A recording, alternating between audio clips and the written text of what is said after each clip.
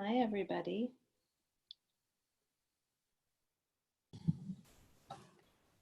I want to do what Veery does, put a beautiful picture up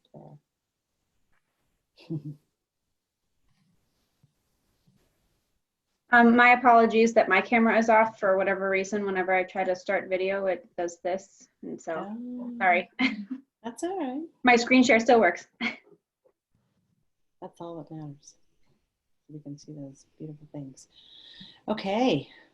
How do we look? Everybody out of the waiting room?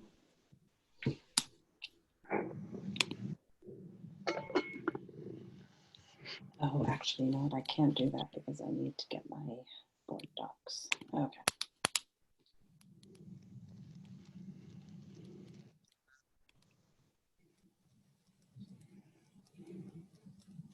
Okay. Should we start, Erin? I think We got a majority of everybody on there. We got all our board members, new and incoming. Is Rudy there? There's Rudy. Okay. We do. All right. Okay, then we'll go ahead and call to order at 6:01. So we are reconvening to open session, and there were no actions taken in closed session tonight, so I just need a motion to reconvene to open session. So move. Remember, Second. board members, thanks, Jeff. Keep your stuff on when you're answering. And then attendance roll call, President Elkishin here, Clerk Reed. Here. Trustee Lopez Jones. Here. Trustee Maxfield. Here.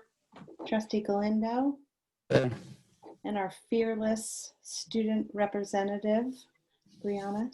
Here. Great. Awesome. All right. So if Paula will do us the honors of sharing the flag. Don't forget to unmute on the pledge. I'm always the only one saying it. All right. Ready? Begin.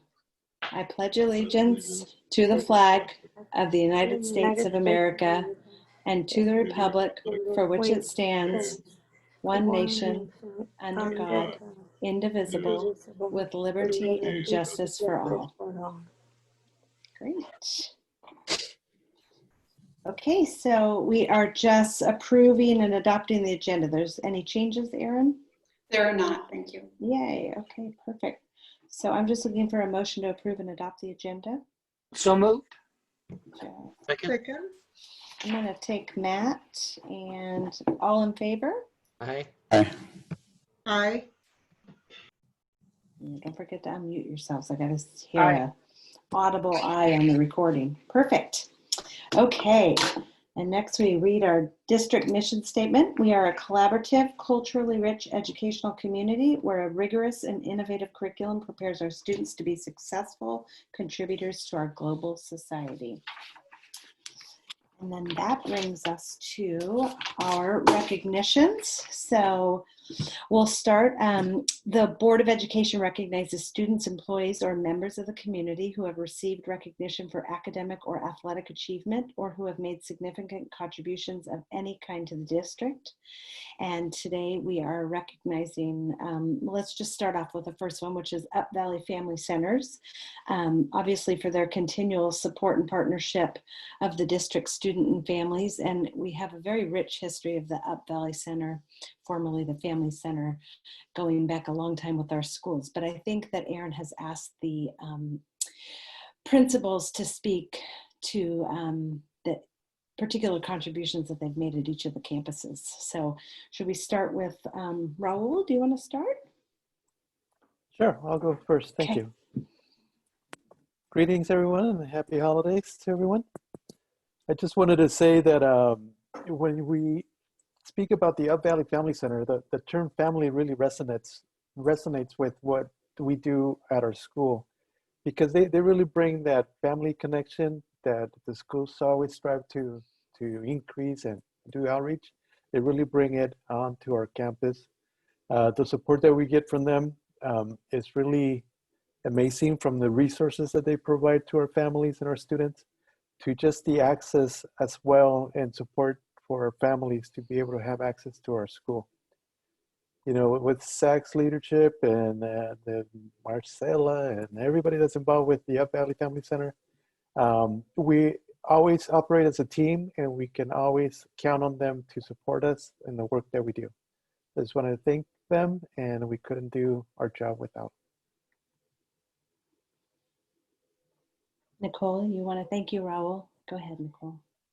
Yeah, and from the perspective of Calistoga Elementary School, we've been very appreciative of our relationship with the Up Valley Family Center because we've had quite a few changes happen this year, and it's really through that partnership that we have that we've been able to really fully engage our parents. And in some cases, it took multiple calls from the office, from staff members over at the Family Center, also coordinating services and keeping each other in communication, and even in direct services where we are continuing our restorative practices through doing virtual circles. So I could not imagine going through the events of this year and not having the Family Center there.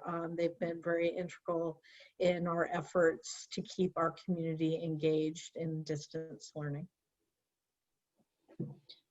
I will just say that whenever I go to CSBA, there's always someone presenting that has a similar sort of community service initiative. And I always think to myself, doesn't even compare to what we have at Calistoga. We have such an amazing thing that collaborates with the community and wraps all around the school and district. And I think we are like extremely lucky. So thank you to everybody for all your great support. I wanted to say also, Julie, when I first arrived in the district, I was meeting with the former superintendent, and Esmeralda was telling me about the Family Center and their role in the community, and I had no idea just what an advantage it is to this district, to both our students and their families. And I want to commend Zach for his leadership in the Community School Partnership Initiative. I think it brings the entire community in to support our schools, and that is greatly appreciated. So thank you, Zach, and Indira, thank you for your leadership. Awesome. Thank you. Thank you, everybody. And then very, very important recognition as well is our recognition of our two outgoing board members, Matt Reed and Mark Galindo, for their 4 years of dedicated service from 2016 to 2020, and all their support to the students and staff. And I know that Aaron wants to say a little piece, and then a few of us will say something. I'll turn it over to everybody else too. Okay. Well, I want to thank you both for your dedication to our students and staff during the course of your 4 years of service on the governor's team. I think you should both be very proud of what we've accomplished as a district. Highlights of those years include under LCAP goal number 1, updating all of our board policies so that now they meet current law and district practice. Developing governance handbook for our current and the future boards, establishing a rigorous hiring procedure in order to recruit and retain only highly qualified staff in our district, adding English and math support classes at the junior senior high school to support our students who need academic assistance. We added 2 academic intervention specialist positions at the elementary school to support our kindergarten through 6th grade students. We created a special day class at Calistoga Elementary to serve students with disabilities, increased student performance in both math and English language arts at the elementary school, increased the college and career center position to expand our student internship program significantly. We established a district-wide data culture, implemented MAP just recently to measure student academic growth throughout the year. Then under LCAP goal number 2, providing a safe and healthy positive school environment, we have created and sustained a positive district culture for our students, staff, and families. We've implemented restorative practices at each of the schools to reduce our suspension rates. We've reduced our chronic absenteeism rates. We've installed a long-awaited district-wide camera system and soon a security fence at the elementary school. Under LCAP goal number 3, we've increased parent engagement and enhanced communication. by transitioning to an online board agenda system to make our meetings more accessible to the public. We created a district website. We implemented ARIES communication. We increased parent participation in the LCAP process, implemented the PCARE program to empower engaged families in their child's education. And we're in the process of expanding adult ed courses so that the parents of our students can better assist their children at home. So thank you both. It's been a pleasure to work with you. We do have some gifts that we cannot give you right now, given the circumstances, so we will have these delivered to you, but here are 2 Yetis for you. We also have some certificates of appreciation for both of you. And then we also have some Calistoga Wildcat swag that we will give to you soon. So thank you both. I want to say thank you because I've been doing this now. I guess I'm going on the 12th year, and Jeff and Indira will probably attest that the success of being able to accomplish that much is when you have a team that works together, but everybody adds something very unique and very important to the mix when we're going through and creating the vision and attacking all these different things that we have to do. And it's the last couple of years have definitely been very interesting.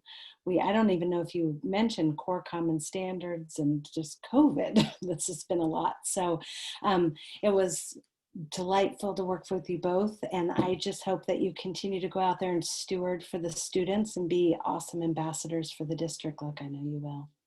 And I'll open it up to anybody else that wants to. Yeah, I was just going to say, the 4 years that you both have been on the board, if you have to go back and think about it, we've come a long way in those 4 years. There's a lot of things that have been done and accomplished, as Aaron was mentioning, but we have done a lot under your guys' stewardship. So thank you for everything you've done for the school. I just want to say, thank you for your service to the children in our community. Your efforts, Mark and Matt, had contributed in great manner to improve the learning conditions of the children that we serve. We're gonna miss you, that's for sure, but I'm sure that you'll be around. I know that this is not gonna stop you trying to continue to make a difference in the lives of the children in this community. So thank you for your care. Thank you for your service. I would like to add something really quick. Just Mr. Reed, I really appreciate you coming onto our campus and visiting classrooms and seeing what actually is going on in our campus. That's very appreciative. And Mr. Galindo, I really appreciate your support, and being that you really have been a voice and an advocate for a lot of our students that don't sometimes have a voice. So I really appreciate you always being, student-centered and trying your best to move the needle to positive momentum. So, thank you. Thank you both very, very much. The teachers, everyone appreciates your efforts. I appreciate your efforts. Like I always talk about this, but I've been doing this for a little while, about 22 years. We never missed a day until like 4 years ago. And then all we do is miss. You guys got in on the bumpiest part of the ride. And you've done an excellent job, and we really appreciate all your efforts and your good intent. And thank you very much. And we will see you. And I wanted to thank you No, go ahead. guys. Oh, sorry. Anyway, I wanted to thank you for the time that you have been on the board. And also I consider when I came on as principal was about the same time that you came on to the board. And before that you were both very involved in the elementary school. And so it truly has been a pleasure to be on this path with you, and to be able to hear everything that we've done in the last 4 years. That was to have that list, Aaron, I'm like, wow, that was a really long list to put together. And thank you for visiting CES, visiting the classrooms, and keeping abreast of what's going on campus. And I know I'll see you guys again in the future because we still have some students in common. But thank you for everything.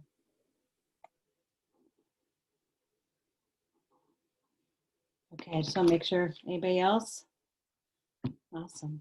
Well, I thank you both for all your hard work. It's not easy to be part of a community leadership team. There's no peace in CalMart, but now you're at peace. And thank you so much for everything. And obviously, we want you to stay on the rest of the meeting, but you have the, yeah. I could just say real briefly. Go ahead. Oh, please say. Oh, you guys are great. Death Valley Family Center should have had a lot more airtime just now. I think that it's been a really great 4 years. Obviously the goal is to do this for the community, but I've gotten a lot of it myself. I hope Mark has as well. I've learned an incredible amount. My eyes have been opened an incredible amount. Yeah, you won't get rid of me that easily. I'll still be around. And I think I'm really excited about what our new board members, Stephanie and Rudy, will bring into the mix. I think the next 4 years will be very exciting as well. So best of luck to everybody. And yeah, I'll be here. Thank you all for your kind words. It's been a unique experience, a learning experience. And I just hope that in all that I did and all that all the ripples that I placed in the pond, kids first in my eyes. It's always been kids. I love kids more than most adults. And so best of luck to y'all. Y'all are in the service of kids and educating our youth to equip them for their life. And best of luck. Thank you. Goodbye. Thanks, everybody. Thank you. Thanks, Matt and Mark. Yeah, Mark's not going to stay. I don't blame him. It's freezing outside. Okay. All right. So then that brings us to,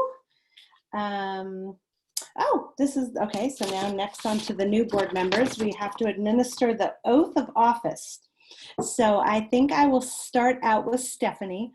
I think because we're on Zoom, we probably don't have to stand up, but I do believe that Paula, she have to have her hand on something? Very good. I couldn't remember, but I thought almost, okay, yeah. So Stephanie, just get ready to pledge. Are you ready? You can go ahead and make sure to just repeat after me. I, Stephanie Rothberg Allen, do solemnly swear. I, Stephanie Rothberg Allen, do solemnly swear that I will support and defend the Constitution of the United States. That I will support and defend the Constitution of the United States. And the Constitution of the State of California. And the Constitution of the State of California. Against all enemies, foreign and domestic. Against all enemies, foreign and domestic. That I will bear true faith and allegiance to the Constitution of the United States. That I will bear true faith and allegiance to the Constitution of the United States. And the Constitution of the State of California. And the Constitution of the State of California. That I take this obligation freely. That I take this obligation freely. Without any mental reservation. Without any mental reservation. Or purpose of evasion. Or purpose of evasion. And that I will well and faithfully. And that I will well and faithfully discharge the duties upon which I'm about to enter. Discharge the duties upon which I am about to enter. Perfect. You are now our 4th new board member. Welcome. Great. Thank you. Yay. I'm so sorry. It's almost like being a freshman in high school or a senior in high school. It's just not quite the same experience on Zoom, but we are very excited. Okay. And now Mr. Rudy, go ahead and right hand up and repeat after me. I, Rudy Gonzalez, do solemnly swear. I, Rudy Gonzalez, do solemnly swear. That I will support and defend the Constitution of the United States. That I will support and defend the Constitution of the United States. And the Constitution of the State of California. and the Constitution of the State of California against all enemies, foreign and domestic, against all enemies, foreign and domestic, that I will bear true faith that I will bear true faith and allegiance to the Constitution of the United States and allegiance to the Constitution of the United States and the Constitution of the State of California, and the Constitution of the State of California, that I take this obligation freely that I take this obligation freely without any mental reservation without any mental reservation or purpose of evasion, or purpose of evasion, and that I will well and faithfully and that I will well and faithfully discharge the duties discharge the duties upon which I'm about to enter. upon which I'm about to enter. Congratulations and welcome to the board of Calistoga Joint Unified School District, both of you. We are very, very excited to serve with you. And if anybody else wants to say something, please feel free. Otherwise, we're going to put them to work.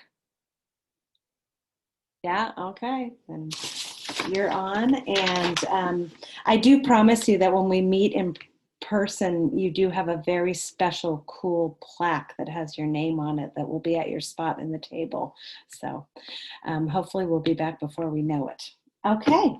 All right. Now down to business with the new board members. We are now looking at considering nomination and appointees for governing board president for 2021. So we have to talk about how we want to move forward with that. And does anybody want to nominate anybody for that? Well, I'm going to nominate President Julie to continue for the next year. Well, I'm happy to continue for another year. So I would be honored. You know, you ought to have been a game show host. You do really well at the Zoom meetings. You think? Oh, yeah. The Vanna of Calistoga Joint Unified School District. No, I would love to do that. So we just need a motion. So obviously you kind of see how it goes, Stephanie and Rudy, but we have to have a board member move and we have to have a board member second. And sometimes we fight about it, but you guys are welcome to chime in at this point. So I'm looking for a motion to approve that I continue on for one more year. So move. And I will second. Great. All in favor? Aye. Aye. Aye. Perfect. Okay, thank you all. Okay, I think that Jeff just doesn't want to have to do it on Zoom. Huh? You got that right. Got that Okay, right. and then we also need, since Matt was our board clerk, we need to consider nomination for a new governing board clerk for 2021. Well, I'm also going to nominate Indira Lopez Jones for that position. Okay, Indira, are you, oh, actually, you okay with that? I'll be happy to. Okay, perfect. So then we're just looking for a motion to go ahead and appoint Indira as our clerk. I move to appoint Indira as the clerk. Thanks, Stephanie. Perfect. And a second? I second that. Thanks, I was going to let Rudy. Rudy do that. Good job, Rudy. Perfect. Perfect. It becomes like second nature in about 2 more meetings. It does. All right. I was terrified for about the first 5 meetings, but okay. And all in favor? Aye. Aye. Aye. Aye. Okay. And Indira, you can also say that, right? Yeah. In favor. Perfect. Okay, so normally we would have the newly appointed board members take their seats, but you're in your seats. So moving on to 5.5. We looked over meeting dates for the next year, and I don't think we had any opposition. So we're going to put this out here one more time to everybody that these are the proposed meeting dates of our school board meetings for 2021. And we're not sure how long we'll be doing them in Zoom method, but that does make it easier to accommodate them whether we're in town or out. So, so just take a peek at that. And if there's any discrepancies or conflict with any of your schedules, just let Erin know in the district office, and then we can talk about moving a meeting to a different time. Okay, so I guess that as they stand. I'm looking for a motion to go ahead and keep them as they stand right now. So moved. Second? Great. And all in favor? Aye. Aye. Aye, Rudy. Aye, I'm sorry. Perfect. No, it just has to all be on the recording. And I don't know if you know this little trick, but if you just hit the space bar, it unmutes you for a second. It's Okay. a cool thing. All right. Okay, so then we're moving on to 6 and public comments. So 6.1, public business from the floor on non-agendized items. So this portion of the agenda allows individuals the opportunity to address the board on any item regarding board business that is not on the agenda. Without taking action or entering into dialogue with the public, board members may briefly respond to the statements, make or ask clarifying questions about topics posed by the public, and your matter may be referred to administration. Individual speakers, we try to limit to 3 minutes. So Paula, did we have anybody on the docket tonight to? We did not, submission wise. Okay. All right. So just double checking, nobody has any public comments. Okay, then we will move forward. And I just have to tell Louise, your background is awesome. Yes, I have background envy. All right. 7.1, information discussion. So we'll start with 7.1, learning continuity plan approval letter from the Napa County Office of Education. And Erin will tell us a little bit about that. Well, unlike the local control accountability plan, the state does not require the county offices to approve a district's LCP. However, we are required to submit the document to NCOE so that they can make recommendations if they deem it necessary. This letter, however, states that staff has reviewed our LCP and confirmed that we met all the legal requirements. Great. Does anybody have any questions about that? Okay. All right. Then we will go ahead and move on to 7.2, Council of the Joint Unified School District Board Governance Handbook. You want to start with that, Erin? Sure. This particular handbook was developed at a board workshop in February of 2018. And we should be renewing it annually at our organizational meeting, as is written in the handbook. And it's especially important this year because we have 2 new trustees. So this is just an opportunity tonight for you to propose and discuss any revisions or additions that you would like to see in the handbook. And then we'll bring it back to the board in January for your final approval as an action item. Okay. Anybody have any suggestions? Did you all have a chance to look over it? Yeah. I didn't notice anything personally that I thought that had changed.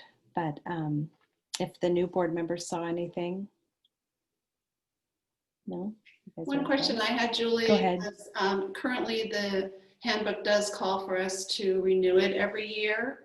And I don't know if the board wants to continue with that practice or if you want to renew it only on the years when we have a new trustee join us. Well, Jeff and Indira, what do you think? I mean, I think it's not a bad practice to take a peek at it every year. It just sort of reinforces all of our, commitment to what we do, especially with things changing so much. How do you guys feel? I agree. Yeah? We would, incorporate it to a study session or whatever to just take a look at it and can kind of refresh our memories. That's perfect. Yeah, Erin and I were talking about study sessions today, so I think that that's a good idea. Maybe we can incorporate that into like our retreat. Is it on a schedule every year, Erin? It's supposed to be done at the organizational meeting. Okay, perfect. So it does have to be done at this point. Okay. So I mean, I'm all for leaving it, that we just give it a quick review every year, as long as everybody else is okay with that. But if we leave it, we approve it, or we could at this meeting say we want to have a study session to alter it or review it then too, couldn't we? Absolutely. Yeah. So why you're saying that is because our study sessions are usually like in January, right? Well, it'll depend. We can have one anytime. Yeah. That's a good time. Okay, Yeah. but we can't say that in the meeting. We can say, Right. hey, this year we'd like to review it Right. at our study session. Okay, all right. Yeah. Everybody okay with that? That sounds good? Yeah. Okay, all right. It's not an action item, just kind of getting consensus from everybody.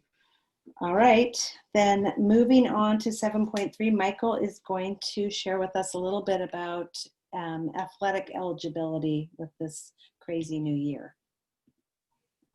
All right, good evening, everyone. So this is basically a discussion item tonight and something we would potentially bring back as a proposal in January. And I'll get us started. And then we also have Luis and Eric here, our athletic directors, as well as Raul, who will be able to answer some questions as they come up. We know our students are facing unprecedented challenges this year. The shift to all virtual learning and everything that comes with it, stress within the family, and then our own unique issues around the glass fire evacuations are all challenges that are unique this year. We have a district policy of a 2.0 grade point average, which gets checked at every grading period for athletic eligibility. Currently, the North Coast section of the California Interscholastic Federation is allowing local control with board approval to waive these requirements and allow students who were eligible at the start of this school year to remain eligible. And this proposal would go through the fall semester grades of the 2020-21 school year. So this is any student who currently would be ineligible under that 2.0 mark. We would go back to the start of the year or the end of last year to see what their grade point average was. If it was above 2.0, they would then become eligible. And so this is a process right now across the state as districts are wrestling with this, and it's up for consideration. And so before we bring it back, we'd like to have some discussion on it. And if the board has questions, again, we have folks here tonight who can answer those. Well, the question I had was, say a student is actually excelling at virtual learning, which I know some have, and didn't do that well last year. Would he still be able to, with this waiver in place, we'd still be able to take the good grade under virtual learning? Yes, Jeff, absolutely. The waiver would only be in effect for those students who are struggling. Okay. So if the kid was struggling, last spring or even last fall, and But he's he's done excelling right now, we would take grades right now, or his or her grades right now, and would be eligible. yes, don't want to penalize for somebody that's doing well under these circumstances. Correct. Yeah, perfect. Okay. I always sort of defer to Raul too and wonder at what his feelings are on it being did we lose Raul? Nope, I'm right here. And I'm in support of it. Mr. Heights and Ms. Owens have brought it, when they first heard about this opportunity. And I believe just because of everything that we've been going through again, all this semester, that it is something that we should consider. Do you have a sense of how many students will fall in this category? I mean, I'll chime in. We have not done a current evaluation of their grades. The semester ends on Friday. And since we've been put on a hold anyway, not allowed to start any official sports season, we will, in the future, when we are allowed to have an actual season, we will then check grades at that point. But it doesn't really bode for us now to do it because we don't even know which kids will want to come out for the teams until we're officially ready to start in the spring or later in the year, if that Trying happens. to get ahead of the ball and not wait until it's time to check grades and go, oh dear, this is a problem.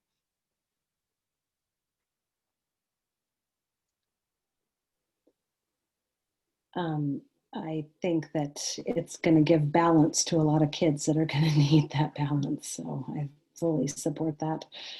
Anybody else have any other comments on it? I get the sense that we're all pretty much in support of it. I would also add that through the California Interscholastic Federation, the CIF, that's our governing group for athletics, this is just a one-time situation. It will not be ongoing into the future. unless, you know, our board, the board of our district chooses to change board policy. So this is in fact just a waiver of the regular board policy. And students would only get to use this once, and then they would still have access to the original waiver into the future, but this is an additional situation for this year only. So Julie, I can put this together as a proposal for January, and we can bring it back. I think that's perfect, Michael. Thank you. And none of the students are aware of this yet. We haven't advertised this because we wanted to make sure we had approval first. So this isn't out in the news. It's not in the media really, because we wanted your official word before we publicized this or announced it to the students or the families. So this is the first anyone will be hearing of it from our end. So if parents or community members have questions, they can reach out to me or to Principal Guerrero or to Ms. Owens as well, after you've decided what the policy will be in the January meeting. Perfect. Thanks, Eric. Anybody else? No? Okay, then we will move forward and look for that in January. And then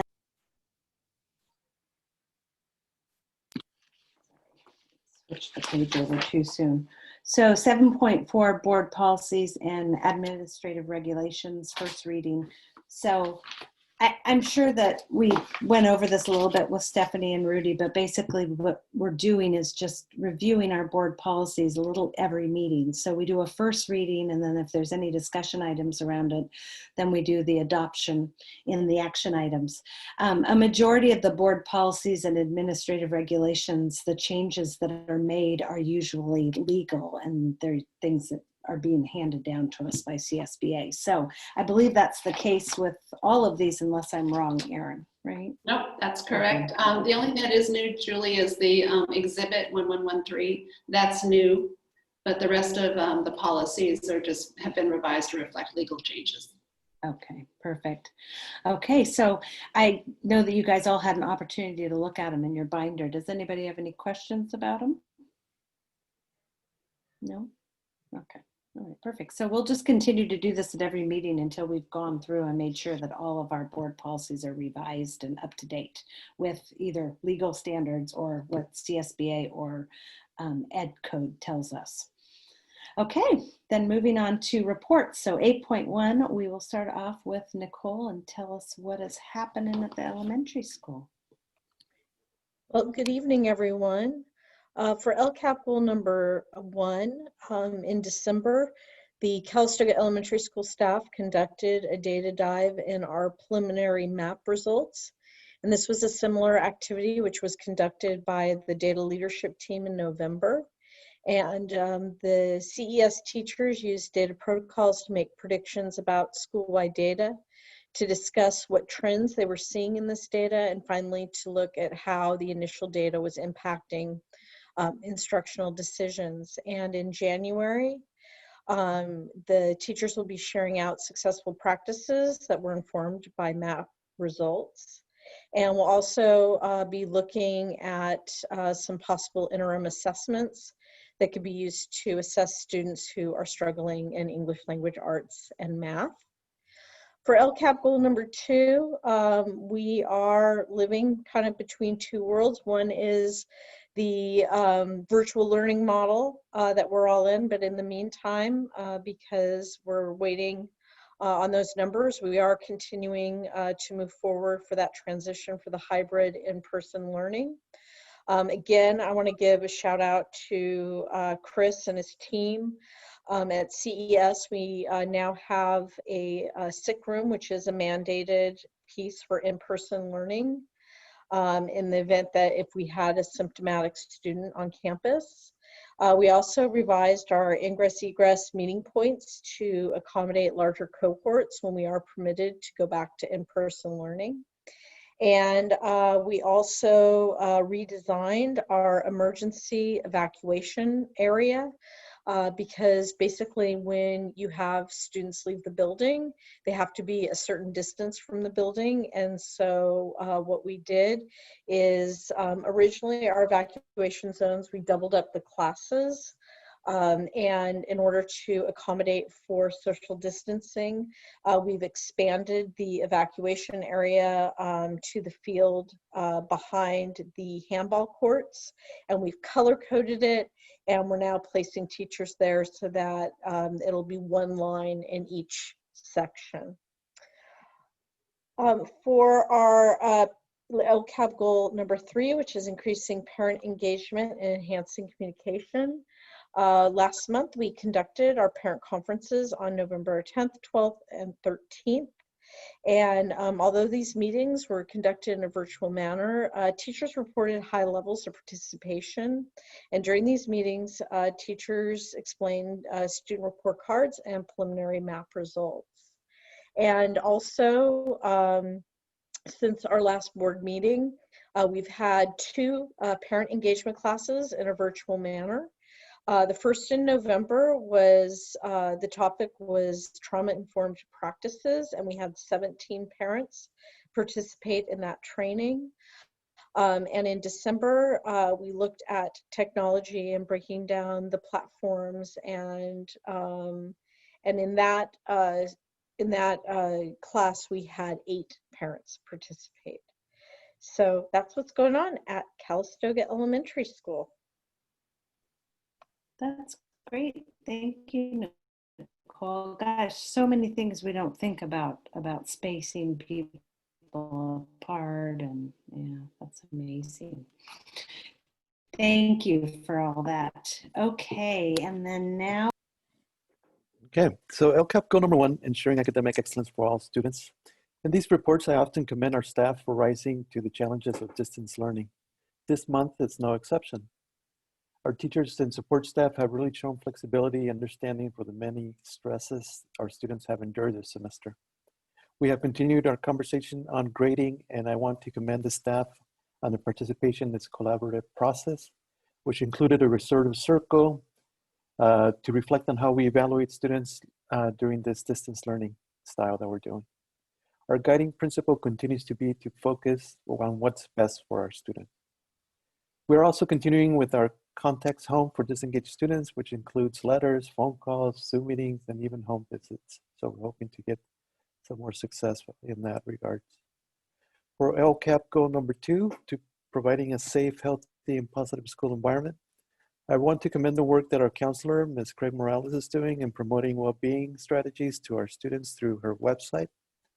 She also recently started a junior high lunch hangout, where on Thursdays, students can join her during lunch, practice gratitude, and do fun activity. It varies from week to week, but she had one week where about 30 students participated. This past week, 20 students participated. It makes it a fun social event for our junior high kids. We're also excited to bring a peace pole to our campus this spring. The peace pole is an internationally recognized symbol for the hopes and dreams for peace on earth.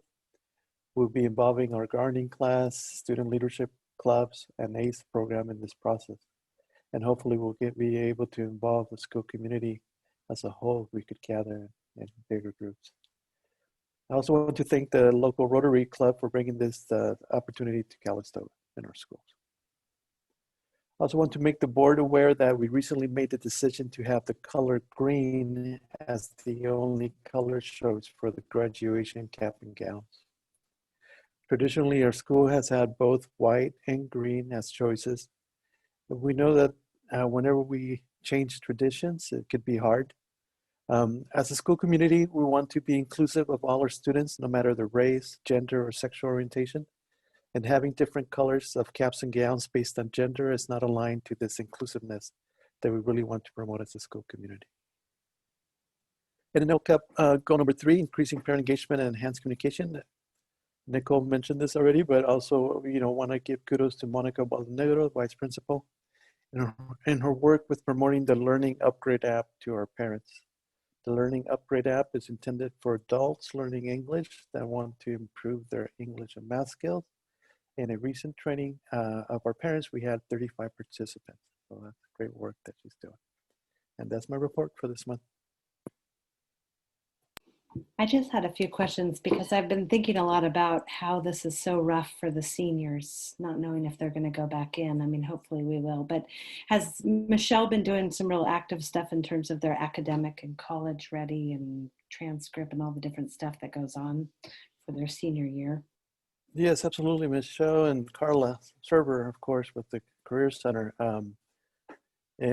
We just, and also as a staff, we've been trying to, like when seniors had to do their college applications, it was promoted to put our backgrounds with our college that we went to. So a lot of the staff had for their virtual background and Zoom meetings at the college. So try again to keep that emphasis on the college going population, but also just to get students kind of excited a little bit about what's going on their senior year. It's a rough year, of course. But they're trying to do different activities and different involvement, as well as you'll probably hear from our student representatives trying to, do the T-shirts and doing some of those things to try and promote the school culture to continue. I was curious, how was FAFSA completion? Did we do pretty good with that? I don't have the numbers like in front of me, but Carla does a great job in just going after kids and families and making herself available to support as much as she can, as possible, and opportunities in the evenings and at different times just to keep those numbers up. Mr. Guerrero, can I pipe in? Yes, absolutely. I believe FAFSA went very well. I can only speak of the AVID seniors. Right. But we had 100% FAFSA submission from the AVID seniors. And of the 27 AVID seniors, we have all but 2 that have completed and submitted both their CSU and UC applications. And I'm working with one of them right now. Miss Serba has been absolutely amazing. I don't know how she stays on top of every senior, but big kudos to her. Thanks, Louise. I just know that stuff must be so hard because you can't physically corral them into the office like we always do, right? All right. Definitely. Well, if you need any help, let me know. College coach, I'll volunteer. Well, they do tomorrow night. Okay. Oh, I know. I just filled mine out, but it's not fun. Yeah. All right. Anybody else have anything for the principals before we move on to student representative? No? Okay. Brianna, it's your show. I just want to apologize in advance if I freeze up. My Wi-Fi is acting up tonight. But good morning, sorry. Good evening, everyone. I would like to start off tonight by saying that it has been very hard to report anything during these times because I'm not able to interact with everyone as much as I'd like to. Therefore, tonight's report will be quite short, but it will get straight to the point. On that note, this past week, the seniors have ordered their cap and gowns, even though I was aware that most of them were not content with the color change. Finals are this week, and we're all very excited for winter break after a very eventful first semester. By the looks of it, there are no hopes to return back to school anytime soon, and there is nothing else we can do but continue to try and be optimistic. Moving on to ASB, we are trying to work with what we have, but given the situation, it is impossible for us to plan anything, making senior year a lot more difficult. If we cannot have any student activities this year, the majority of us have agreed that at least the prom would be something to plan and look forward to. But once again, we can only wait and remain optimistic. And that's all for this evening. Thank you. I think you did a great job considering you have a hard time. I was just having this vision of like Zoom rally. I wonder if you could do that. I'm sorry, but keep us posted because if we find out that we can do something prom at the last minute and we need to do some big fundraising push, we will all be behind you to make that happen. Okay, we'll figure it out as we go along. Okay. Is the prom usually at a location or is that at the school? Okay. Yeah, so typically they fundraise to cover the whole cost of the prom, and then the district funds a portion of a bus to take them all to dinner and to the prom. So it's really a great event, but we're going to keep our fingers crossed. Okay. All right. And then we will move on to Michael for his educational resources, human resources update. All right. First of all, welcome to Stephanie and Rudy. I can say I'm very much looking forward to working with you in the coming years. I hope you enjoy the work, all the challenges and rewards that come with it. And tonight I can share a report with some information on both educational services and human resources. And I'd like to start with an update on state testing. We completed the initial LPAC test this year. This is for our incoming students to determine if they need English language learner services. And we tested 45 students, mostly kindergartners, through a combination of in-person testing and virtual testing with Zoom. And that's a first. That's the first virtual test administration of a state standardized test. We had a group of paraprofessionals at CES, along with Carolyn Carregi at the junior senior high school, who completed the test administration.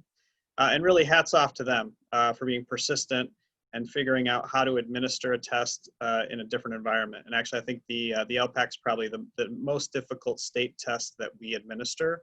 And we just had a great group of people that made it happen. And we are currently waiting for news from the state on spring test administration. Some information is starting to come out. And you'll recall that the Federal Department of Education waived state testing for 2019-2020 due to COVID-19. But that's not the case this year.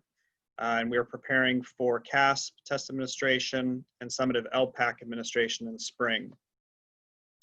State Board of Education has authorized a new blueprint for ELA and math, SBAC and CASP. The tests will be about 50% of their typical scale.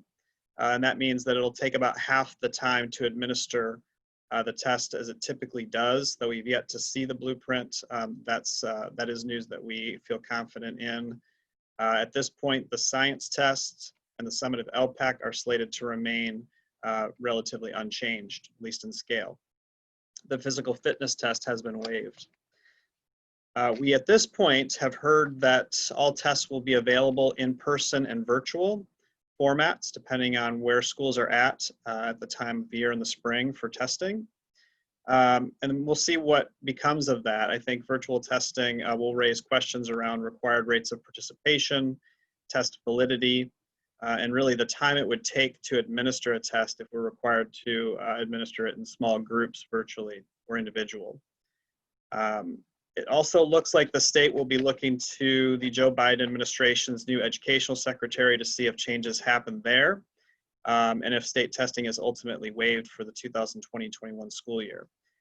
So there are still quite a few unknowns. It's December. The state has not issued its official guidance yet for spring testing, which can begin as early as February. So, we'll be prepared to be light on our feet once again, and we will be prepared for whatever scenario comes out. On the human resources side, I can share some information with you on COVID-19 testing and screening. Based on guidance from the California Department of Public Health, we have agreements with both our associations for staff to be offered free COVID-19 testing and be tested every 2 months at a minimum. We're very fortunate to have free testing through Napa County happening at the fairgrounds. I don't know if anyone's had a chance to do that over there, but it is fantastic. It's convenient. You drive over, you stay in your car. Even when there's a line, it moves really quickly. We're just so fortunate to have that. And the first round of testing, we have 90% of staff completed their testing. There are several staff who were not able to test for one reason or another. The second round of testing is happening now, with an expectation that all staff test by the end of January. And I think, as far as industry standards go, we're pretty far ahead. Not many industries require this level of testing, this frequency of testing, including many areas of the medical field. So this should create a safe school environment for our staff, for our students who are on campus, and give everyone a greater sense of security when they're on our campuses. I can also share that we're in a place at this point where there's good consistency on symptom screening for everyone who comes onto our campuses. Our staff have been screening using a digital form that they can fill out with their phone or with a computer. And parents and other visitors and students who are coming to the site are screened in the main office. Mentis counselors who are meeting with students are screening their students there. ACE after school program and the athletics coaches are also screening their students there. So I think we've achieved a level of consistency there to be able to catch everyone that's coming onto our campuses. You know, we're getting better, and we continue to get better at the myriad of issues that COVID-19 presents us.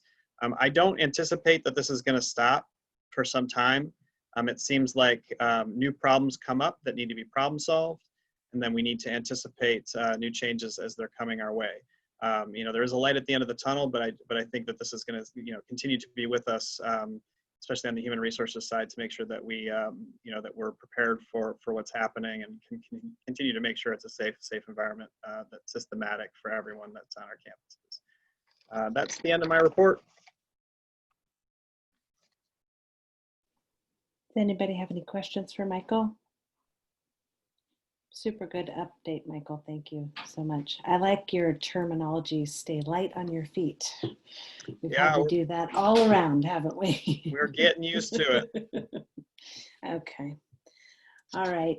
And then that brings us to Erin and the superintendent's report. Actually, you have Maureen first. Sorry, You forgot Maureen. me. I'm sorry, Maureen. Now Maureen. Sorry. Yes. Oh, yeah. Good evening, everyone. Welcome, Stephanie. Welcome, Rudy. It's good to have you here with us. I'm going to talk tonight about E-rate, technology, and free and reduced lunches. So I wanted to let the board know that we have been approved for a second internet connection through E-rate. What that means for our school district is that we will get a reduced rate. Instead of paying 100% of the cost of that connection, we will only pay about 20% of that cost, because we have an 80% approval rate through E-rate dollars. And we noticed through the fires, when we got done with the fire season this year, that we were having a little bit of connection issues with Comcast, a lot of slowness, a lot of just droppage. And I checked into whether or not we could support a second connection through our firewall, and yes, we can. So we went ahead and applied for it, and we have been approved as of the 12th of December for a second connection. AT&T has applied to be that second connection for us. There were a couple of other bids, but they were higher cost and also companies that I knew nothing about. So we went ahead and went with AT&T. It's kind of nice. AT&T is on one side of the highway and Comcast is on the other. So if something does happen during fire season or with power outages or whatever it may be that would cause one side to not be working, this will be a backup from the other side of the highway. So we'll have a connection from 128 and 29. We will probably start this contract in March or April. So right now we're just waiting for AT&T to come back with a contract, and we'll sign the contracts, and then we'll talk about getting them connected in the next couple months. So very good news for our district, and it should be a seamless connection, meaning that if one connection drops, the next connection should just pick right up, and we should never lose connection between the two of them. So hopefully that'll work coming forward to the next fall season and fire season.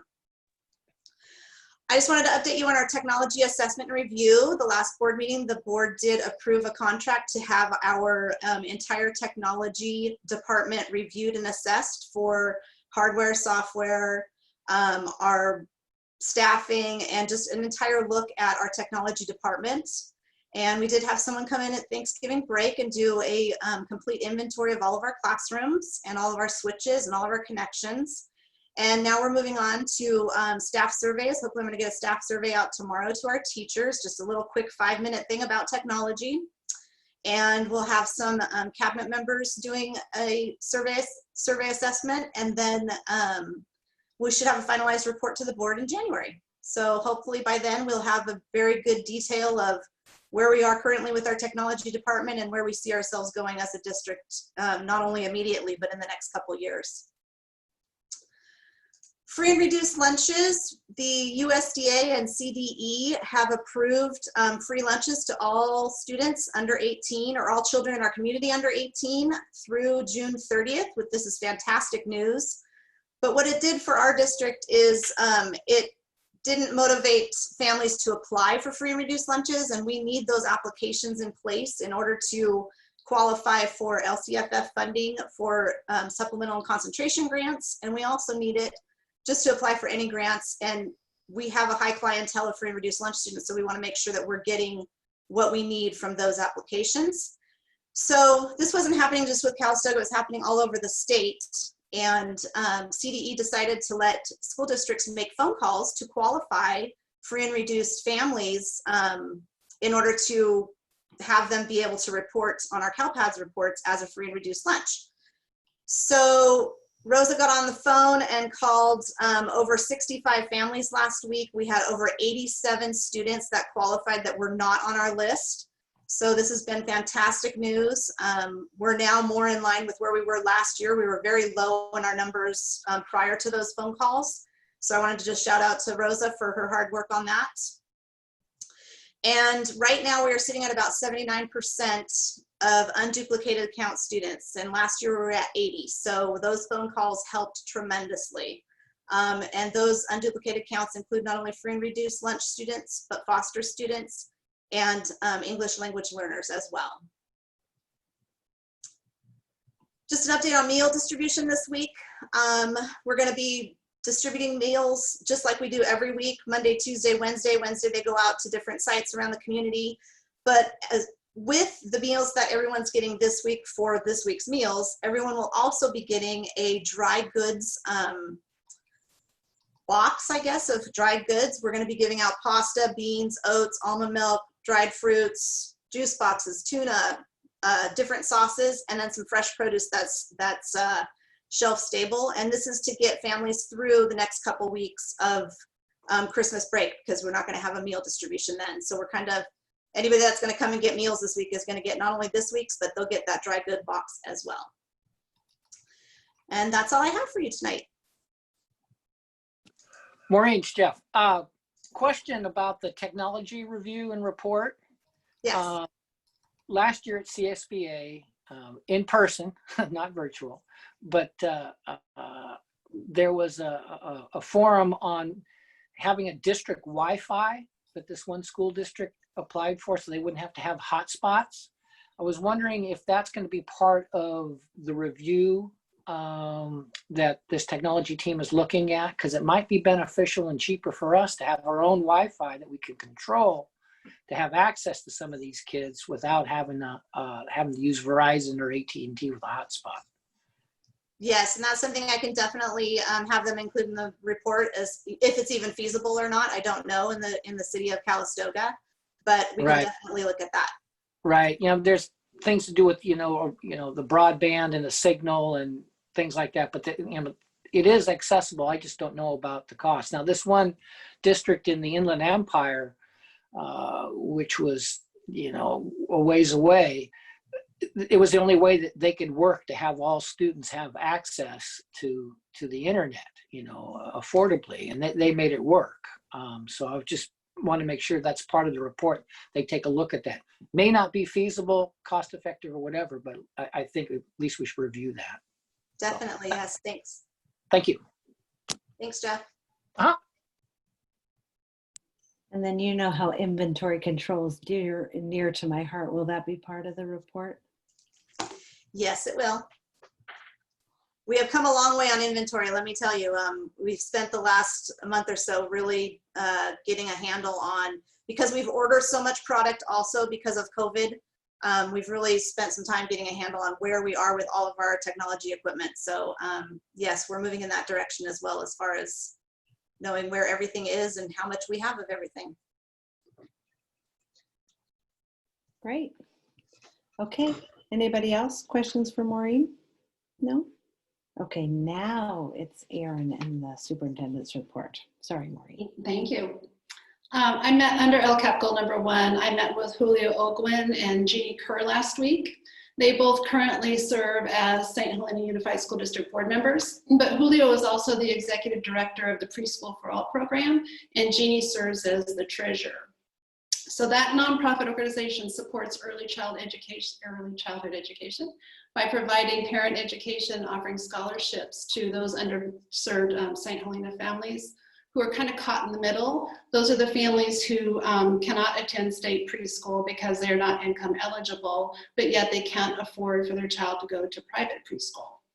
So thanks to a significant donation by the Trinchero Family Estates last year, their board feels that they are now in a position that they are able to expand preschool for all to all the other FBLA districts, so meaning Calistoga, Pope, and Howell Mountain. So Zach Guzik is meeting with members of the Calistoga Community School Initiative next month to determine just how many students we have that are in need of preschool scholarships. And the program does require a financial contribution by participating school districts. So we're in the process of working on an MOU that I hope to present to the board at our January meeting on the 11th. And I am very excited to announce that our district now has Sora. Thanks to Lisa Morgan and Alex Andry, our staff, students, and families will all be able to access not only our district's digital library, but also free ebooks and audiobooks through the NorthNet public library system. And there are currently 41 member libraries from north of San Francisco all the way up to the Oregon border who belong. So Sora will significantly increase the selection that's available to our district. So, students, staff, and families will all be able to access that. And we'll be sending out a parent communication this week before the holidays to explain how to access the app. Under LCAP goal number 2, providing a safe, healthy, and positive school environment, Chief Salea emailed me today to say that he's still drafting the SRO agreement with our district. So I will bring the document back to you at the January 11th meeting for your review. And he said that that will not prevent him from going ahead and starting the hiring process. So he's hoping to start that in the next few weeks prior to our January meeting. And then I think Chris is on this call. He's been doing a great job of overseeing our current facility projects. The final punch list items will be completed for the junior high restrooms tomorrow. And I think, Paula, you have some photos to share, don't you, that Chris took? I do. These are photos of the completed renovation I thought you should see because the facility looks fantastic. Actually, Chris, you can describe what this is. Yeah, so right now only the boys' restroom was really worth taking pictures of. The girls have still got a lot of sheetrock dust and stuff on the ground, hasn't been cleaned yet. This is just broom clean right now. This is a panoramic, so it's a little bit awkward, but you can get an idea of, there's a second urinal to the right, and then the main handicap stall is there. It's kind of a mirror image of the gym restrooms on the new gym. The only difference really is that we had to raise up the tile band because there was some required access doors that had to be installed, and we didn't want those access doors to be in that band. You see on the right above the urinal there, that box there, if we had not raised the band, it would have been in the middle of that band. So we figured it best to raise it up, and I think it turned out pretty good. Yeah, if you could have seen the before photos, there's a remarkable difference. So thank you, Chris, for all of your work on that. And then the submittals for the elementary school fence, Nicole will be happy to hear, are being worked on for DSA's approval. And their current schedule is to start the fence installation on December 22nd, with hopes that the total completion of the project will be on January 13th. So I'm anxious to see that done as well. And then under LCAP goal number 3, increasing parent engagement and enhancing our communication. As Raul mentioned earlier in his report, we had 35 junior, senior high school parents attend the Learning Upgrade meeting last week, and we also had 10 at the elementary school training. So a total of 45 parents. I'm very pleased with the participation of our Wildcat families and our engagement opportunities. And I really appreciate the efforts of all 4 of our principals to continue to expand those opportunities. I want to thank both Stephanie and Rudy for attending the CSBA workshop for new trustees last Monday. They both had to take a day off of work to do that. I attended a few virtual sessions of the annual conference myself, and a couple of them were excellent. So I'll be sharing that information with the principals. And I also now have access to all the conference sessions, so I can share those with any board members because they were all recorded. So I'll let you look at the list. And then lastly, this, as you all know, has been a challenging first semester for everybody, for staff, students, and families. So this is a well-deserved winter break that's coming up, and I only wish that everybody can have a relaxing time. And that's everything. Thank you. Can I ask a question, please? Yeah. Going back to the preschool for all situation, I know that, that San Helena had, enough preschool slots to cover the demand. However, in Calistoga, I believe there is only, 2 private preschools and the state preschool. So it would be interesting to know if, what is the supply? If we have enough, spots for all the students that are I'm sure are gonna be needing preschool coming next year. So I don't know if that is a part of the plan. To do an inventory of all the spaces that are available. It is, Indira, and also, what's going to be new too is because the state preschool is expanding, so that's going to shift things a little bit as well. So I did talk to Zach, and he said that the CCSI is going to do surveying of families, because I truly don't know what the need is. I would imagine it's going to be great. Yeah. Okay, great, thank you.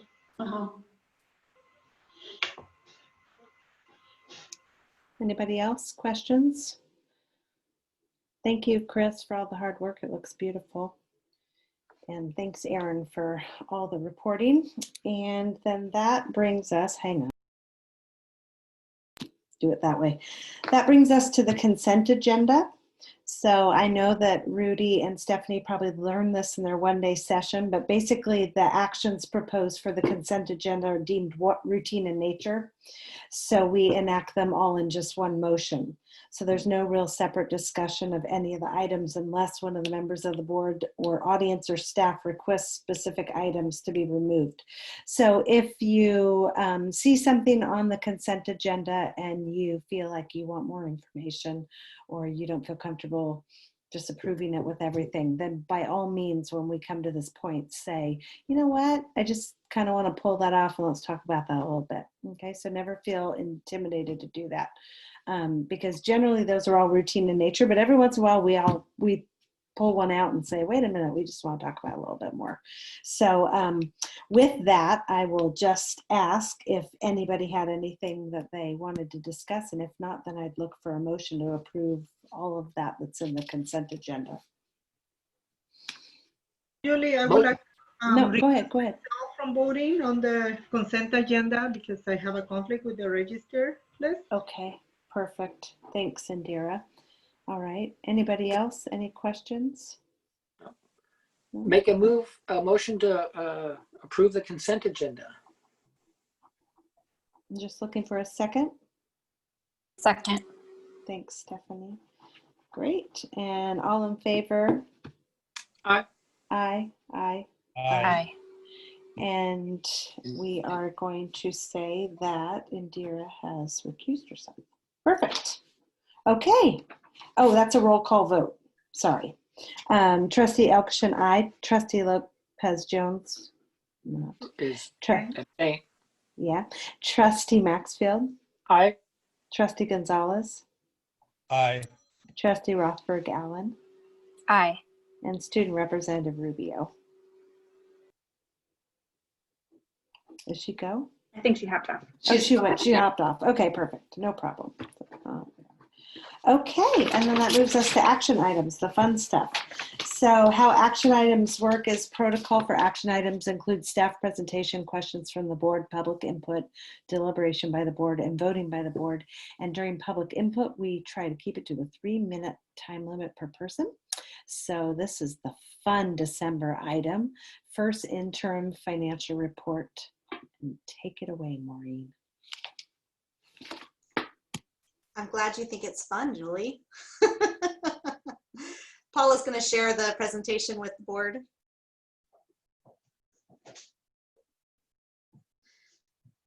So this is our first interim report. This is the first look at after our budget adoption at how we're doing as a district. And this is always due to the state on December 15th.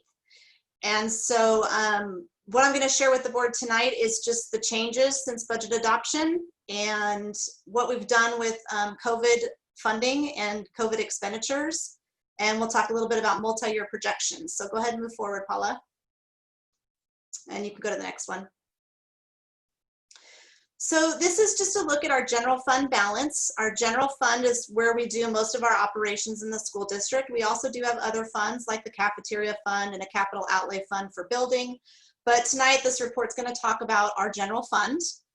And if you look at our 2021 original budget report, we have a revenue total there on the first line, and then the next column is where we stand now for the first interim report. So we have increased our revenue about $986,000 since budget adoption. And I will tell you that the majority of that is the CARES Act funding that we received for COVID expenditures. And then our expenditures total, we had at the original budget adoption a little over 17 million. We're now at almost 19 million with a $651,000 change. What this does is it decreases our ending fund balance, or where we think we're going to end up at the end of the year. And so that's what that negative 444,690 is. So in the original budget adoption, we thought we'd be at about 1.2 in an increase in our ending fund balance. And now we're looking at about 763, and that's because of all the other expenditures we've added in addition to the revenue we received from COVID or CARES Act funding. Next slide, Paula. So these are the details of changes in our revenue. We receive revenue from 4 different sources. We receive it from LCFF sources, which is our property tax revenue and some state aid. And then we also get federal revenues and other state revenues that are more distinct in how the state wants to fund a school district. So they're more restricted funding. And then we have local revenues, the interest that we receive on all of our funds, and also local donations and scholarships. So you can see all the changes there. We are at a property tax loss right now of about $308,000 on the income side. And that is due to the glass fire. They are projecting these impacts from the glass fire already. Usually we budget with a 4% increase of growth every year in our property taxes. And right now with this reduction, we're at about 2.1%. So because we did budget 4%, we had to reduce that income a little bit. Go ahead to the next slide, Paula. This is a detail of the changes of our expenditures. And I won't go through every single thing, but same thing. We divide our budget up into certificated salaries, classified salaries, which are support salaries like paras, instructional aides, maintenance and facilities, custodial, and food service. And then we have employee benefits, and those are all the benefits, the payroll benefits that we use to support all of those salaries. So we have retirement benefits as well as Medicare, workers' comp, and unemployment.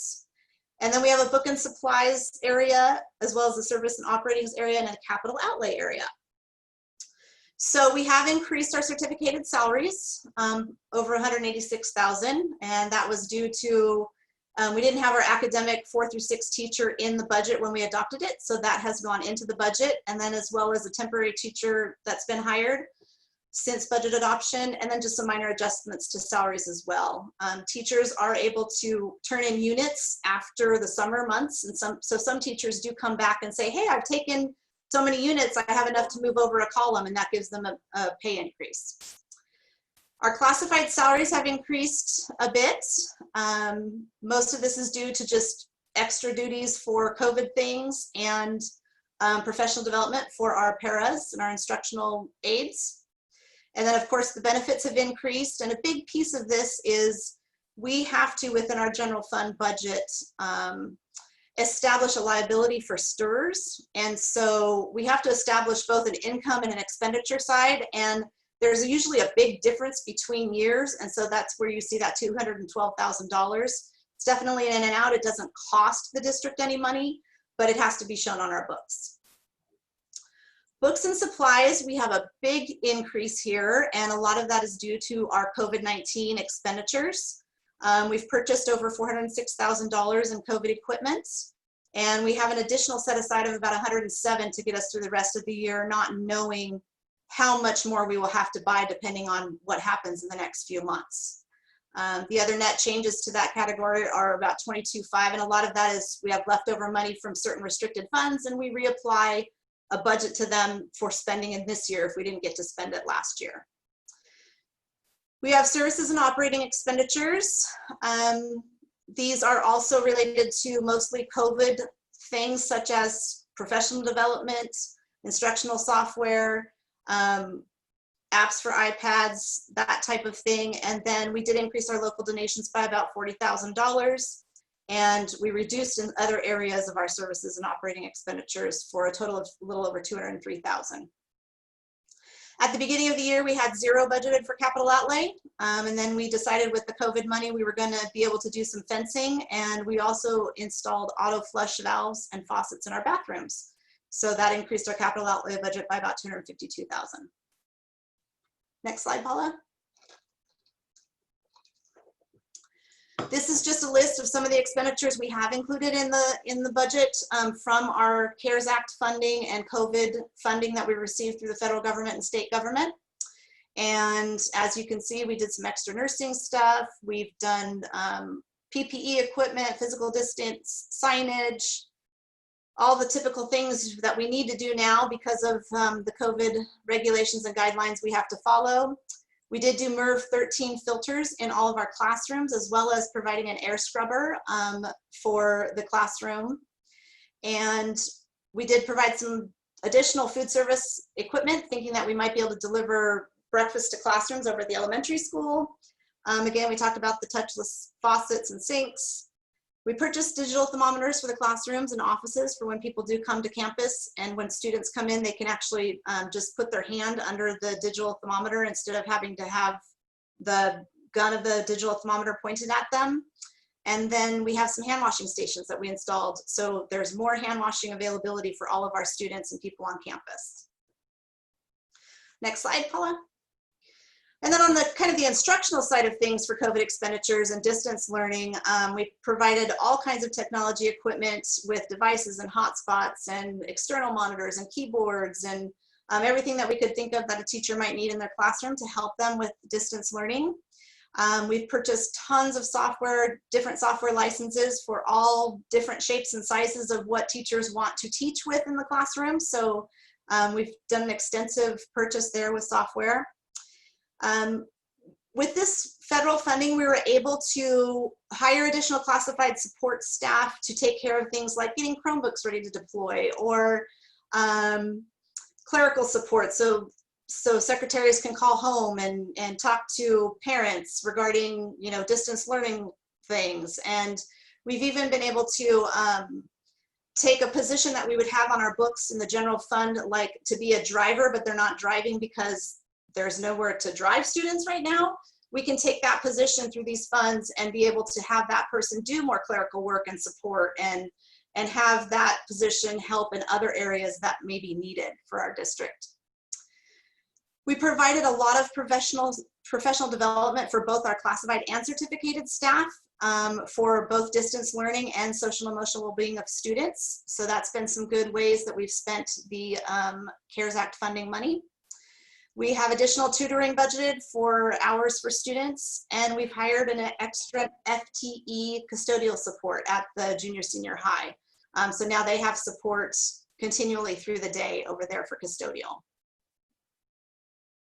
Next slide, Paula. This is just a summary. We received in federal income for COVID, $980,000, a little bit over. State income, a little bit over 93,000, so a little bit over $1 million in funding.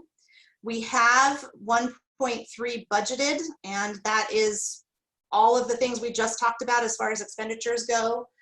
So we are using a general fund contribution of almost 300,000 to cover the overages.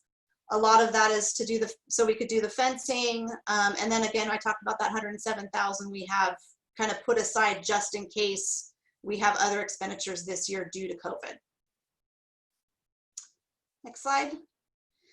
Now we'll talk a little bit about multi-year projections. Every school district in the state of California has to do a multi-year projection. This is part of AB 1200 funding. So we do have to show where we are financially in the current year and then the 2 years out. So for 21, 22, and 22, 23. This does really help our district plan for the future and let us look at where we're going to be in those couple years and know if we need to, if we wanted to add a position, where does that put us? If we wanted to take something away, where does that put us in our ending fund balance? And so it's very important to have a multi-year projection. The glass fire is going to affect our district. As you can see, we've already lost about $300,000 in property tax revenue. So part of that loss is we're going to go forward and project at a flat rate.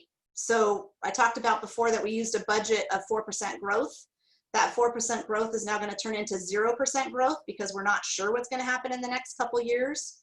And so no growth in revenue for us as a district in the next couple years. So just keep that in mind. You can deficit spend as a district. So you can, have more expenditures than you do income, but the district still has to prove that it can meet its financial obligations in the current year and the next 2 years as part of the multi-year projection if you're deficit spending. Next slide. So when we make multi-year projections, we only can assume what we know at the time that we're making those projections. So these are the assumptions we've made for this first interim report. And again, originally we had a 4% growth in property taxes budgeted. That's no longer going to be the case. We know that the COVID pandemic is going to potentially impact our tax growth. And we also know that the glass fire is going to impact our tax growth. So I'm actually meeting with John Tudor on Thursday with all the other districts in the county to talk about just these things. And so hopefully after I meet with them on Thursday, we'll have a better picture of where we're going to be going. But as of now, we're looking at a 2.12% increase this year only in property tax revenue. And then going forward, we're going to budget just a flat revenue. So no increase at all. On the income side of things, we talked about LCFF. And that's the property taxes. We're going to remain flat, no increases. Our federal revenue is going to decrease by the one-time CARES Act funding that we received, and we talked about that a little earlier, about $986,000. So that's coming out of the budget going forward.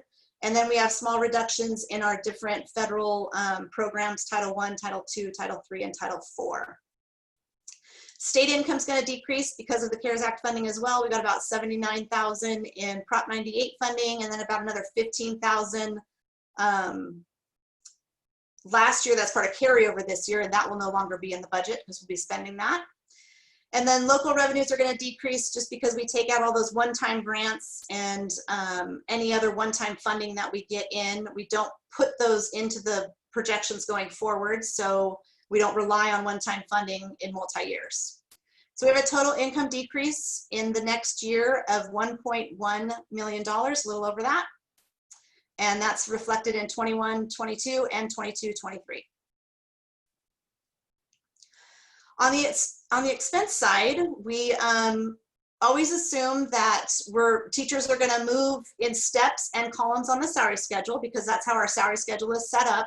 So every teacher of every year of experience, they get to step down, and that's a bit of an increase. And then if they take professional development units, they get to step over. That's called the column movement, and that's a bit of an increase. So not everybody steps over columns, but everybody does steps as long as they can go all the way down the salary schedule and they're not at the bottom of the years of experience. So that's usually about a 1.5% cost of certificated salaries. So that is put into the projections of the multi-year assumptions. And then we are looking at the potential addition of an elementary Spanish language teacher in 21-22 at the elementary school.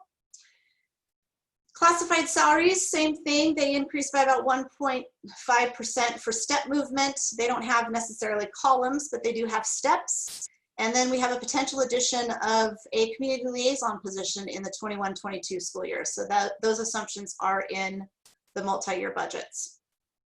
Of course, benefits are increased depending on what we're assuming for the certificated and classified salaries. So If those salaries go up, then so do Medicare, SUI, workers' comp, all of those things.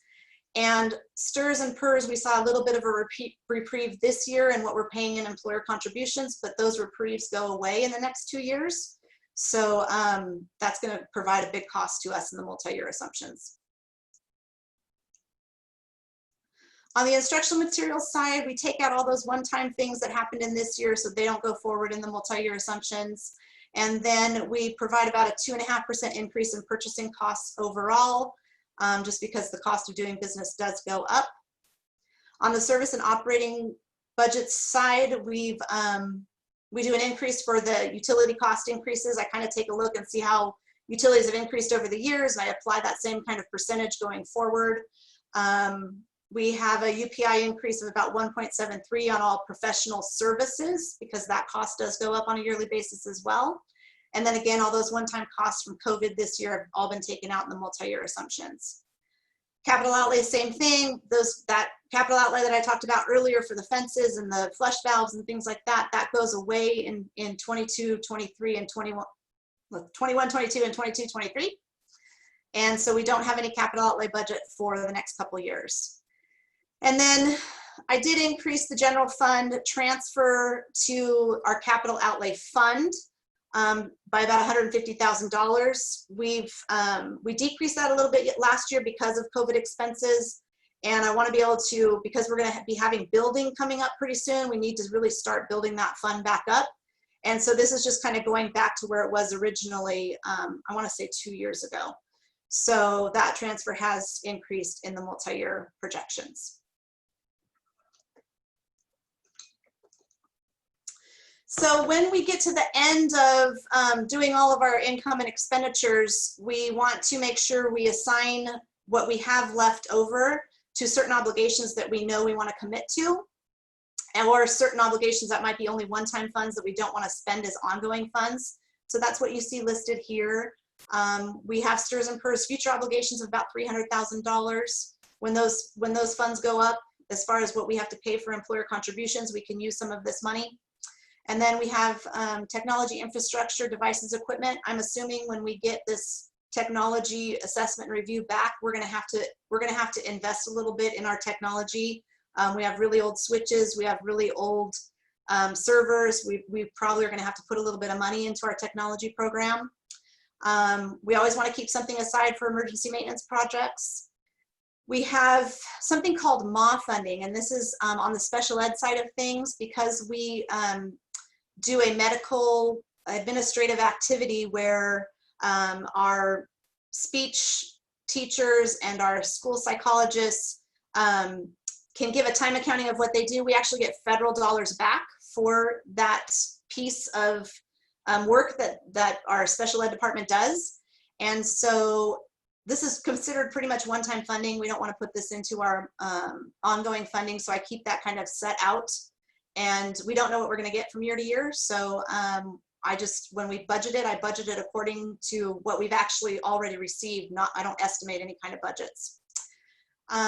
Future site allocations, this is our lottery fund and this is our carryover from lottery. So we're going to assume that most of that's going to go out to site allocations in the future years. So that's what that is. And then mandated costs, we had some one-time revenue that was left over from different mandated cost incomes that we've received over the last few years. A lot of the budget surplus that the state had, they would just give it to the districts for covering their mandated cost mandate that they had to give to school districts for us taking care of certain mandates that the state's making us take care of as a district. And so this is money that we've had left over for that funding. I think the last time we were funded was 18-19. We didn't see anything in 19-20. So those are the set-asides of our reserves. And so when we go to the next slide, we'll see where we end up with all of our income, all of our expenditures, all of our set-asides, and then what we see as a district in our general fund and what we have left over. So this year, we're looking at a surplus in our budget of about $763,000.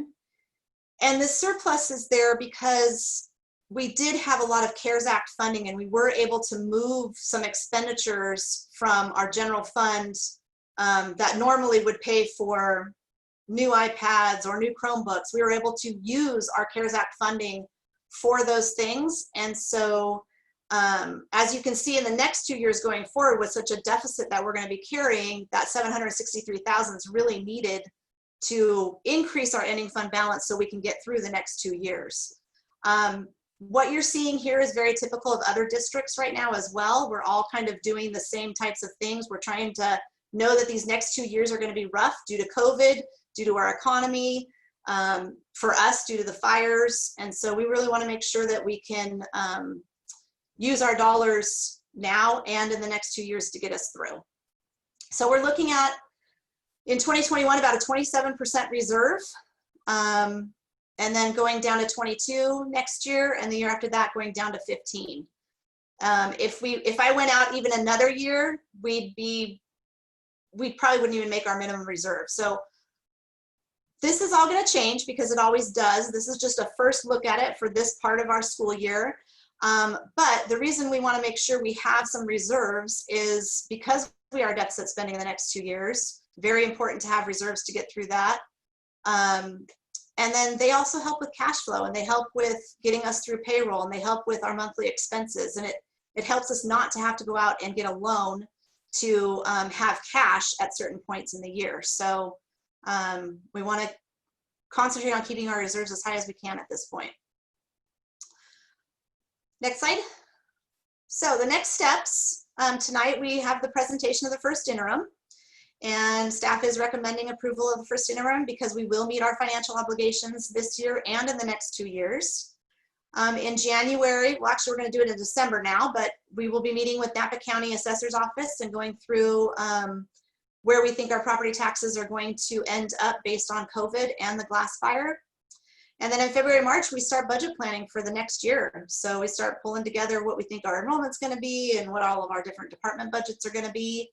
The second interim report comes to the board in March. That is kind of the second picture of our school year in our budget. And then in June, we adopt the budget for next year. We'll be adopting both a budget and a local control and accountability plan, the LCAP. And at that time, we'll be doing annual updates from last year's LCAP and the learning continuity plan. So those are our next steps.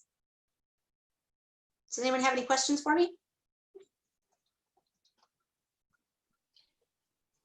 I don't have a question, but I do want to say that the 11 or 12 years I've been on the board, and I bet that Jeff and Indira can echo this, we have always been extremely conservative about keeping our reserves high. And now we are very glad that we did that, right? So I think just for the benefit of the new board members, we've always just really been conscientious of making sure that we have a good reserve in there just for these kind of unexpected. It's going to make a huge difference in, in our next 2 years and not having any extra income as a district. So it will make a big difference for us. The fact that we were able to move money from our general fund and what we would have purchased out of our general fund and use some federal funding to do that, given that it was still CARES Act money and we were still, dealing with distance learning, like by buying Chromebooks, whatnot, that is really helping us prep for the next couple of years as well. So, and you'll see that change in flow as we adopt the next year's budget too. And I just want to say thank you to you because I feel like your position you've been in charge of all of the technology and all of the budgeting. It's been a very rigorous year for you. So thank you for all your hard work. It's been a crazy year, that's for For sure. everybody, but this is a lot of it. Yeah. So, okay. Anybody else have comments, questions? No? Okay. Sorry, I keep doing that wrong. All right. So then we are looking for the required motion to approve the first interim financial report as presented by Maureen. So move.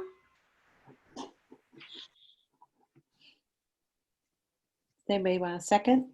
Second. Thanks, Jeff. All in favor, just remember unmute. Aye. Aye. Aye. Aye. Aye. Thank you all. Okay. And then that brings us to LCFF budget overview for the parents. And that's again, Maureen. So this is something that was required by law because of our COVID expenditures. Normally this comes to the board as part of our LCAP adoption. But what the state required this year was, because we had an LCP adopted instead of an LCAP, we had to bring something separate to the board for a parent overview, just so we could acknowledge what we were spending our dollars on. Of course, I just talked about what we were spending all of our dollars on. So all of this information in the budget overview is also included in our general fund budget. So this is just kind of like a different snapshot and a different way to look at things. But it does show you the circle on the right is our property tax income and our LCF funds. And then the circle on the left is all of our other income I talked about earlier. Our federal resources, our CARES Act funding, our state funds, and our local funds. And it just gives you the totals, and it gives you what each category has, just like I talked about a little bit earlier. And if you go to the next page, we have to show in both our LCAP and our learning continuity plan how we're meeting our expenditures that we have in our budget are meeting our high needs students. And I talked about the high needs students a little earlier, our free and reduced lunch kids, our English language learners, our foster youth. We have to make sure that we are providing different actions and goals for those students as well. And so what this just shows is, in our learning continuity plan, we had total budget of 2.7, and out of that total budget, 1.6 was for our high needs students. And then the next page takes a look at the LCAP for those same students. When we did our LCAP in 1920, we had about 2.1 million that was budgeted for our high needs students in the district, and we actually spent about 2.2. So we're actually allocated less money than that, but we do in our district spend more on our high needs students than what we are allocated. That's a good thing. Those students are getting services. And really all this is showing exactly that we have obligations to our high needs students. We're meeting those obligations.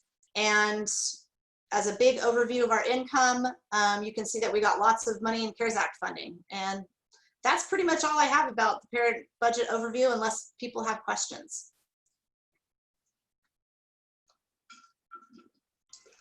So is this information going to be shared with the parents, I'm assuming, right? We have to put it on our website, so it will be posted on our website. And it's, it's gonna be translated into Spanish. I know that it has a lot of language that is super out there. Definitely. Okay. Yeah. Yes, we'll work with our software company to do that. Thank you. Are we working on a template that they sent us that we all share the same template?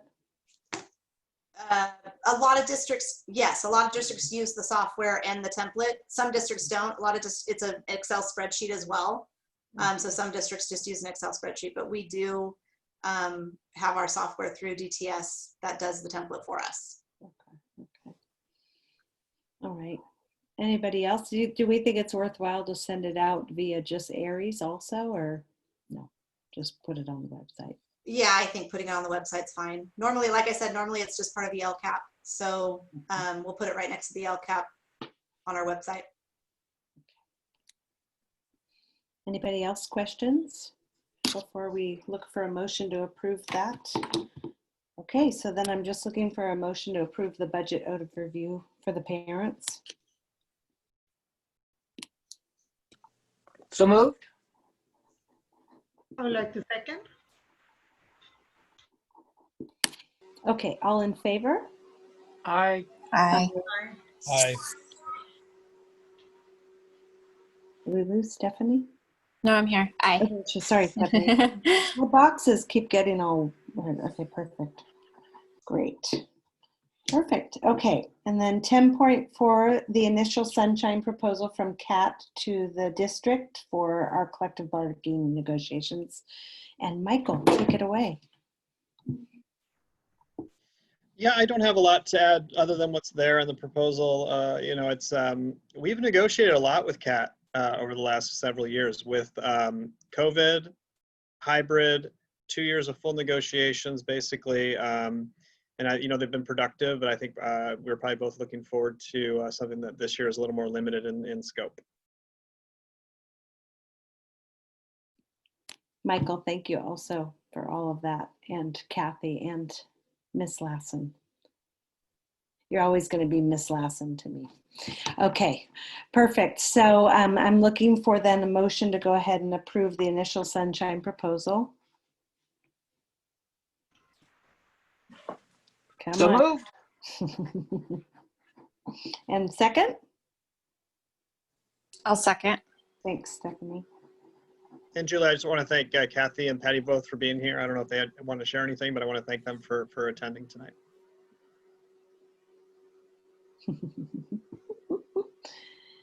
Perfect. So I just need all in favor. I think. Aye.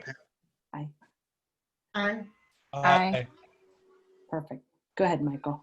I think Patty had something to say there too. She was. Please, Patty. Oh, you're muted. I can't hear you. Is your volume up?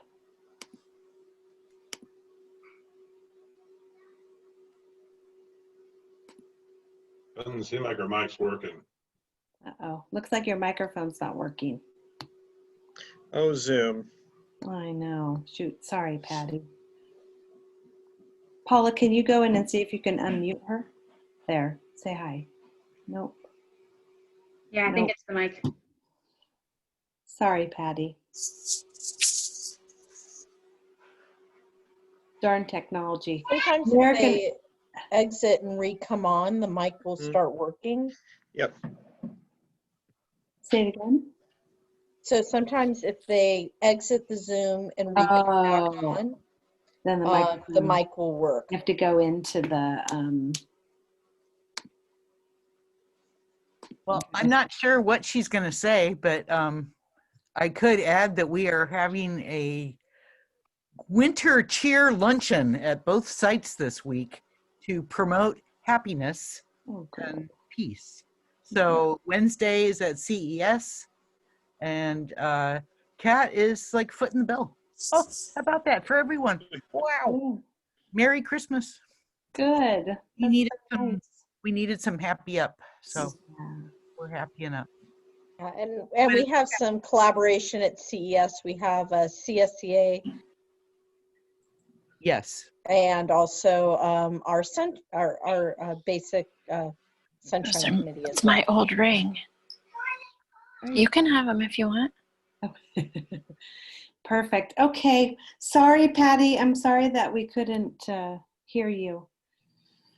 But if you look down on the bottom of your screen, maybe you're still muted down on the left corner. I'm not sure. Okay. All right. Well, then we're going to move on and go to 10.5. Same thing, Sunshine proposal for Cat. Michael, nothing more to add? Not on this one, no. Okay, great. Then I'm just looking for a motion to go ahead and approve the initial Sunshine for Cat. So move. Second. Perfect. All in favor? Aye. Aye. Aye. Unmute, Rudy. They just tell me that I have to get it all on recording. Aye. Sorry. Perfect. Thank you. Perfect. And then, oh, I'm sorry. That was CSCA, right? Michael, did I skip one? Well, I think we have one. You did Cat to us and then us to Cat, and now we're moving on. Perfect. Okay, yeah. So now we're initial Sunshine proposal from CSEA to us. So. And I don't think Judy was able to join us tonight. Okay. Okay. And there's nothing else. We just have to go I ahead. could share on mine, or at least for 10-7 there. We're very excited about this. You know, it's been a long time since we've negotiated with CSCA and our contract's functioning, but I think we are very excited to have the whole contract open. And I think the Sunshine for this, the openers on both of ours are quite similar. And a lot of them are to represent just changes in the law that have happened over the last several years. And then there are also some substantive issues as well. But I think you'll probably see them on both of the openers for us. Perfect. Perfect. So he was speaking to 10.7, but we have to go back and go back and do. I need a motion to go ahead and approve the initial sunshine from CSEA to the district in 10.6. So I'm So looking moved. on that. Okay. And second, I second it. Rudy, you want a second? All right, Rudy. And all in favor? Aye. Aye. Aye. Okay. And then skipping on to 10.7, which is what Michael just spoke to, which is the whole sunshine proposal from us to CSEA. I'm looking for a motion to go ahead and approve that. So moved. You guys are a sleepy bunch tonight. Who would like to second? Second. Thanks, Indira. All in favor? Aye. Aye. Aye. Aye. Aye. Perfect. You're making my job hard tonight, huh? Okay. So 10.8 revised hourly salary schedule. That's to you again, Michael. Yeah, we're very fortunate to have some dollars via Napa Learns grant for a new stipend position, College and Career Mentor Coordinator. And this program would be for someone to recruit and to train mentors from the community who would be partnered with our seniors or our exiting students, and then potentially into their first years of college and career to promote a successful transition. So this is very exciting, and it fills, I think, a significant need for us to really truly support our kids, not only here in Calistoga, but as they leave. For us to pay out that position, it does need to be on a publicly approved salary schedule. This is kind of the oddball schedule for us. It's non-co-curricular. It's not something that's ongoing through our budget, but something that comes from a grant, which is how it lands on the salary schedule for approval. Perfect. I just had one question, and that is, do we foresee that this might be a multi-year thing? I always hate when we start something like this and then don't get it the next year.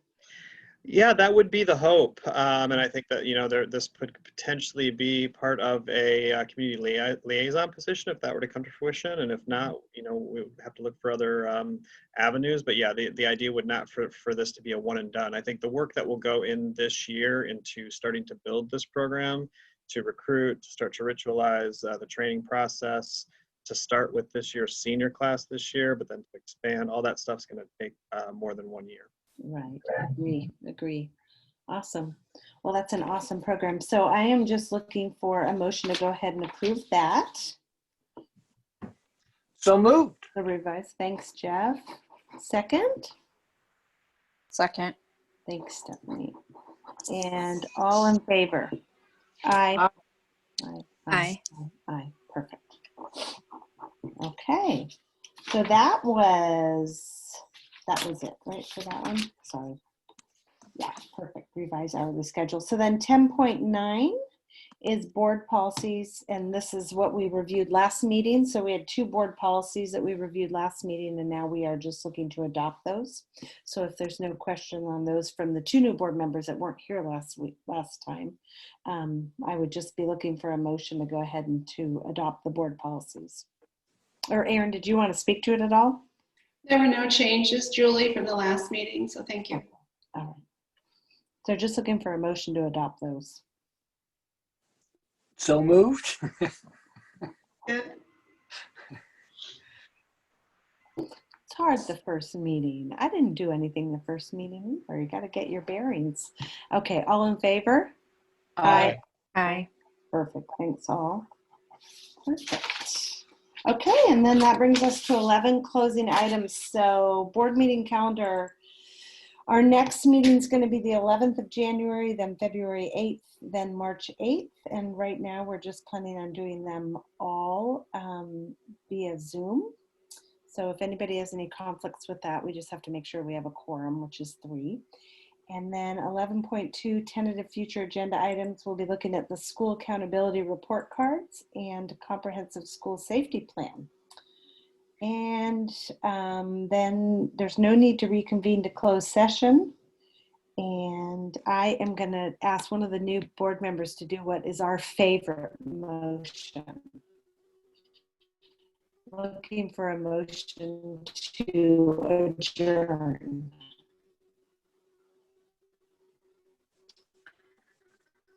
I'll move to adjourn. There you go. Okay, great. Thank you, everybody. Appreciate it. If you two board members have any questions, call me this week. Okay? All right. Thank you. Good night. Good night.